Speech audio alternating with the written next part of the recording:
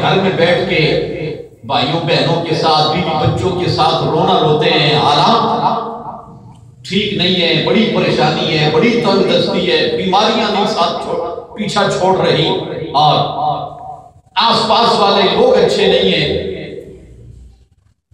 یہ کئی ساری ہماری پریشانیاں، اس کی وجہ کیا ہے؟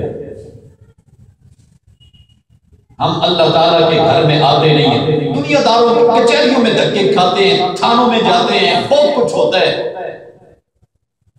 کیوں اس گھر میں نہیں آتے جہاں دھکا نہیں دیا جاتا، جہاں ٹھکرایا نہیں جاتا،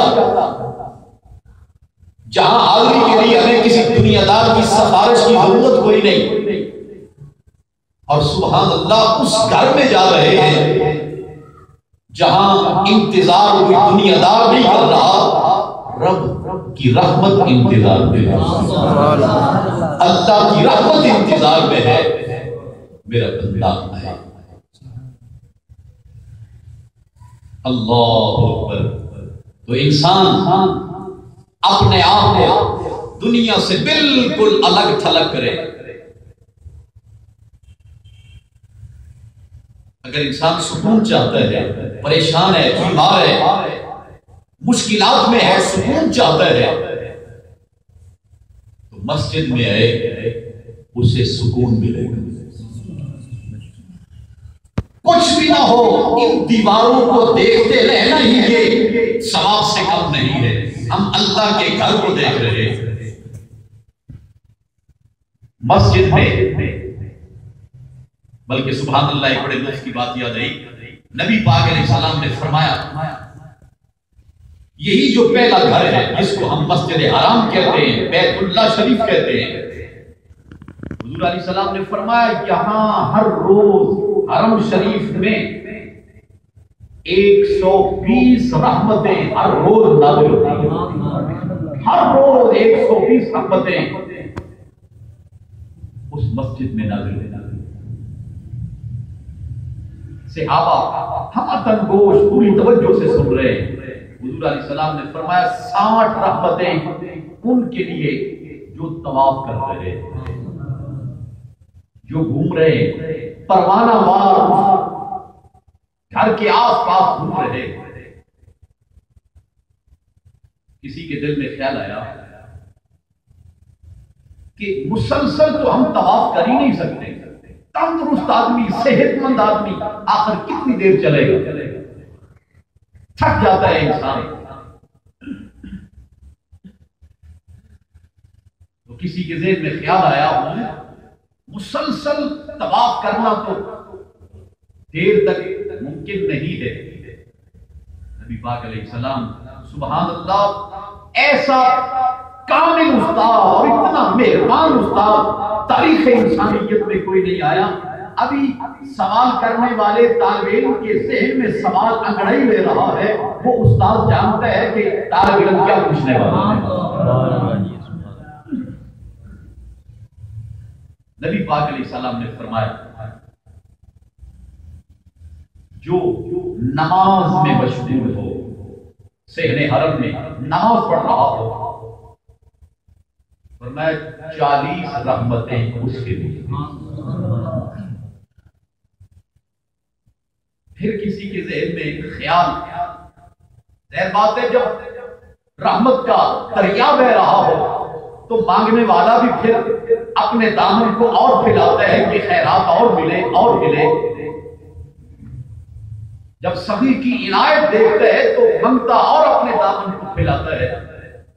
60 رحمتیں انہیں مل گئی جو پوری قوت کے ساتھ، ہمت کے ساتھ طواف کر رہے ہیں، گھوم رہے ہیں، پروانوں کی طرح چکر لگا رہے ہیں، اور وہ بھی مالا مال ہو گئے جو نماز پڑھ رہے ہیں۔ اور کبھی سچ مچ انسان اتنا تھک جاتا ہے، اتنا تھک جاتا ہے کہ اٹھنے کی ہمت بھی نہیں ہوتی، اپنے آپ کو انسان پنڈلیاں پاؤں دبا رہا ہے کہ کچھ جسم میں قوت آئے، حرارت آئے، میں پھر اٹھوں، پھر تقدیر سے اس گھر کی زیارت نصیب ہوگی۔ اپنے آپ کو انسان خود ہی خدمت کر کے پھر اپنے آپ کو سمجھا بجھا کے لے آتا ہے۔ بیٹھا ہوا ہے تھک ہار کے، نبی پاک علیہ السلام نے فرمایا دیکھتا رہے زیارت کرتا رہے، 20 رحمتیں اللہ اسے بھی عطا فرمائے۔ کتنا کریم ہے وہ، کتنا کریم ہے وہ۔ جب انسان مسجد میں آ جائے، اللہ کے گھر میں حاضر ہو جائے، بے شک وہ دیر تک کھڑا رہا ہے، نماز پڑھتا رہا ہے، تلاوت میں مشغول رہا ہے، تھک جائے، بیٹھ جائے، نماز اگر سے نہیں پڑھ رہا، زبان تو نہیں تھکی ہوئی، ذکر کرتا رہے، اللہ کے گھر کو دیکھتا رہے، اللہ تعالیٰ فرمائے گا آخر آیا کہاں ہے، آیا کس کے پاس ہے، آیا اپنے رب کے پاس ہے، محروم نہیں رہے گا، مالا مال ہوگا۔ اگر آئے ہی نہیں یہاں پر، وقت ہی نہ نکالے، اس سے بڑی محرومی کیا ہوگی، اس سے بڑا المیہ کیا ہوگا کہ اللہ رب العزت نے تاریخ عالم میں سب سے پہلا گھر بنوایا ہی عبادت کے لیے۔ ہاں میں عرض کر رہا تھا، انسان اگر سکون چاہتا ہے، اپنے دل کا چین، اپنے دل کا قرار اور راحت چاہتا ہے، اللہ کے گھر میں یہاں آ جائے۔ سبحان اللہ، میں سمجھانے کے لیے کہہ رہا ہوں، ورنہ بات بنتی نہیں ہے۔ بچہ چھوٹا منا بچہ خوف زدہ ہو یا پریشان ہو، کسی نے ڈانٹا ہو، تو اسے سکون ملتا ہے آگے ماں باپ کی آغوش میں، ماں کی گود میں آ کے اس کو راحت ملتی ہے۔ تو 1000 ماؤں کا پیار انسان کو وہ عزت اور قرار نہ دے سکے جو اللہ کی رحمت انسان کو قرار دے سکے۔ انسان آئے مسجد میں سکون حاصل کرنے کے لیے، اس لیے نماز نہ پڑھے، مشکلات بہت ہیں اور پریشانیاں بہت ہیں، چلو نماز پڑھتے ہیں، یہ تو سودے بازی کر رہے ہیں۔ نماز اس لیے پڑھ رہے ہیں کہ تکلیفیں دور ہو جائیں، نماز اس لیے پڑھیں کہ رب راضی ہو جائے۔ جب وہ راضی ہو گیا تو پھر سکون بھی مل جائے گا، پھر کاروبار میں برکت بھی مل جائے گی، پھر انسان کو عزت بھی مل جائے گی، سب کچھ مل جائے گا۔ لیکن نماز کا سودا نہ کرے کہ مجھے کاروبار مل جائے، پیسے مل جائے، ملازمت مل جائے، یا ایک بچہ اس لیے پڑھتا ہے کہ امتحان میں کامیابی مل جائے۔ اللہ اکبر، نماز انسان اس لیے پڑھے کہ رب راضی ہو جائے، رب راضی ہو جائے۔ اور سبحان اللہ، کوئی بڑا رئیس ہوگا، آدم ہو زمانے کا، آتے میں وقت ہو، بڑا ہی صبری ہو، سائل آ جائے وہ دے گا، پھر آ جائے پھر دے دے گا، دوبارہ آ جائے شاید پھر بھی دے دے، یا بڑا آپ سے کوئی پیار کرنے والا، آپ سے چاہت رکھنے والا، جس کو ہم پنجابی زبان میں جگری دوست بھی کہہ لیتے ہیں، انسان اس کو ملنے کے لیے 3 مرتبہ 4 مرتبہ 5 6 مرتبہ ہر روز عادت ہی بنا لے، تو وہ بڑی محبت کرنے والا کبھی نہ کبھی یہ لفظ اس کی زبان پر آ ہی جائے گا، یار اتنے ہی فارغ ہوتے ہو، میں تمہیں نظر آیا ہوں، آپ 10-20 منٹ کے بعد آدھا بھگتے ہو، لیکن یہ وہ بارگاہ ہے، 10 مرتبہ کیا ہوا، 20 مرتبہ کیا ہوا، دن میں انسان 100 مرتبہ ہے، دروازے کھلے ہوئے ہیں، جتنی مرتبہ ہاتھ اٹھیں گے، جتنی مرتبہ ہاتھ اٹھیں گے وہ کریم خوش ہوگا۔ اور سبحان اللہ، ایک اور اس کی بات نبی پاک علیہ السلام نے فرمایا، بندہ گناہ کر کے اپنے آپ پر ظلم زیادتی کر کے اللہ تعالیٰ کی بارگاہ میں آ جاتا ہے، پھر آ جاتا ہے، پھر آ جاتا ہے، بار بار آتا ہے، دعا کرتا ہے اور معذرت چاہتا ہے اور شرمسار ہو کر آتا ہے، اللہ تعالیٰ فرشتوں کو فرماتا ہے، فرشتوں دیکھ رہے ہو یہ میرا بندہ بار بار آ رہا ہے، جی پروردگار بار بار آ رہا ہے۔ فرمایا اس کو پتہ ہے نا اس کا ایک رب ہے جس نے اس کو تخلیق کیے ہے اور جو اس کے گناہ معاف کرنے پر قادر ہے، جی پروردگار اس کو پتہ ہے۔ فرمایا جو بن دیکھے اتنی چاہت رکھتا ہے اپنے دل میں میرے لیے اور اتنا پر امید آیا ہے، گواہ ہو جاؤ میں نے اس کو معاف کر دیا۔ خفا ہو جو میں نے اس کو معاف کر دیا. ہم اگر سکون چاہتے, اللہ اکبر, نبی پاک علیہ السلام نے فرمایا المؤمن فی المسجد, مومن مسجد میں اس طرح ہے جس طرح مچھلی پانی میں ہوتی ہے. اسے باہر نکالے تو تڑپتی ہے, پھڑکتی ہے, اسے اپنی موت نظر آتی ہے کہ مر جاؤں گی, لیکن پانی میں ڈالو نہ کوئی اس کو بے چینی ہے, نہ اس کو کوئی رنج غم ہے, وہ پانی میں گھوم رہی ہے, پھر رہی ہے, کبھی ادھر کبھی ادھر. فرمایا مومن مسجد میں اس طرح ہے جس طرح مچھلی پانی میں آتی ہے. مومن کو مسجد میں سکون ملتا ہے, مومن کو مسجد میں, اس میں کیا شک ہے, جب اللہ کی رحمت مل گئی تو پھر دنیا کی کوئی شے باقی رہ گئی. جب اللہ تعالیٰ کی طرف سے انسان کو قرار مل جاتا ہے, اور سبحان اللہ, ایک تو یہ ہے کہ بے چین دل کو سکون ملتا ہے مسجد میں, اللہ تعالیٰ اس کی زبان کو ستھرا فرماتا ہے, نیت دل دماغ کو ستھرا فرماتا ہے, اور جو اجر آخرت میں ہے وہ تولنے کے لیے ترازو ہی کوئی نہیں کائنات میں کہ اللہ تعالیٰ ان سجدوں کی خیرات آخرت میں کیا عطا فرمائے. سبحان اللہ. بلکہ سبحان اللہ ایک اور بڑے لطف کی بات ہے, حدیث پاک میں آتا ہے قیامت کے دن اللہ تعالیٰ اپنی شان کے لائق عرش اعظم پر جلوہ فرما, خدا بزرگ و برتر کی ذات عرش اعظم پر جلوہ فرما. نبی پاک علیہ السلام نے فرمایا عرش اعظم کے بالکل سامنے آس پاس نور کے منبر رکھے جائیں گے, نور کے منبر, اور ان نور کے منبروں کے پیچھے سونے کی کرسیاں رکھی جائیں گی. سونے کی کرسیوں کے پیچھے مشک کے ٹیلے,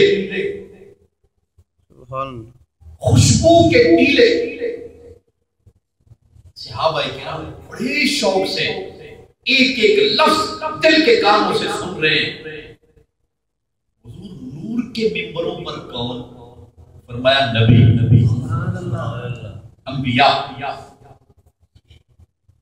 حضور سونے کی کرسیوں پر فرمایا صدیقین, شہداء, صالحین, علماء, سونے کی کرسیوں پر. حضور ان خوشبو کے ٹیلوں پر کون؟ فرمایا نماز جمعہ کے لیے مسجد میں آنے والے مسلمان. یہ حدیث پاک ہے. اس کے بعد جو میں ایک دو جملے عرض کرنے لگا ہوں, علماء کرام نے اس حدیث کی مزید وضاحت فرمائی. یہ بزم سجی ہوگی,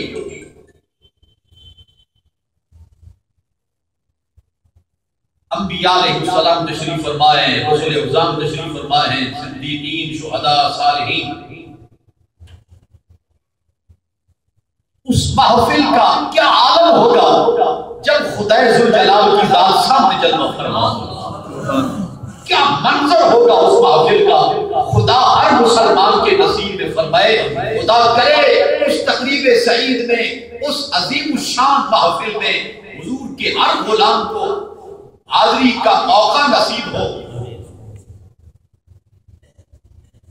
اور یہ بزم وہ بزم جو میدان حشر میں سجے گی, اس میں اور تقریباً ہر ہفتے کو, ہر ہفتہ کے بعد جب جمعہ کا دن آئے گا, جب جمعہ کا دن آئے گا وہ بزم سجے گی. انبیاء تشریف لائیں گے, رسول اعظم آئیں گے, صدیقین, شہداء آئیں گے, نبیوں کی زیارت ہوگی, اللہ تعالیٰ کی زیارت ہوگی. تو کتنی دیر وہاں حاضری ہوگی, یہ لفظ بڑا قابل ہے. علماء فرماتے ہیں جتنی دیر انسان جمعہ کے دن مسجد میں آ کے حاضری دے گا, گفتگو سنے گا, مسائل سنے گا اور کیوں کہہ رہے اللہ رسول کی باتیں سنے گا، جتنی دیر مسجد میں حاضری دے گا اللہ اتنی دیر کے لیے قیامت کی اس عظیم الشان عظیم المثال رحمتوں سے بھری ہوئی محفل میں اللہ اسے بیٹھنے کی سعادت عطا فرمائے گا۔ اب ایک لمحے کے لیے ہم سوچیں، وہ مسلمان جو انتظار کر رہا ہے کہ بیان ختم ہو، اذان کی آواز ہے، دوڑا دوڑا آیا، ابھی سلام پھرا، پھر دوڑا دوڑا نکل گیا،